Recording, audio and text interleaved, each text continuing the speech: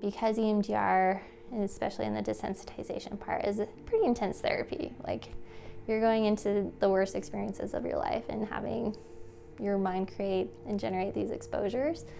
And so we do have 2 safety nets that are in there. So we have what's called the container, and this is can either be a physical or a mental representation depending on what your container is, but it's basically your overflow or your holding tank. So as we're going through the process, sometimes you can get really flooded with a lot of exposures coming at you all at the same time.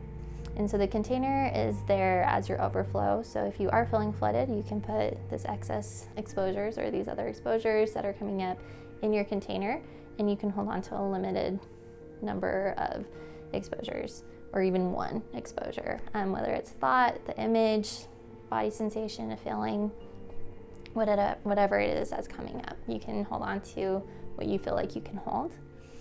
And you can use that at any time. Me as a therapist, I don't need to know when you're using it, I just need to know what you're still holding on to, so it has not been placed in the container. The other safety net within EMDR is what we call the safe place. And this is a place that can be real or imagined, but it's a place that you feel 100% safe in. So nothing has ever or could ever hurt or harm you in this place. And we establish this, we get a really good sense of this, and then we do what's called installing it.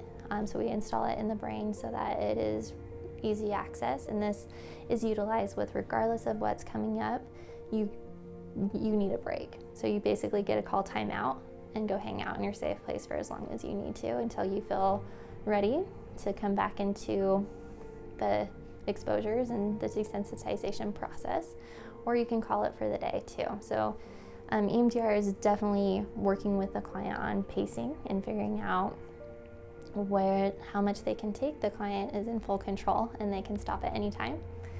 And we work with them to make sure we're not just avoiding things, but also honoring, like, hey, I need a break and this is a little kind of done for today and I'm gonna pick it up next time, or whatever future session may be.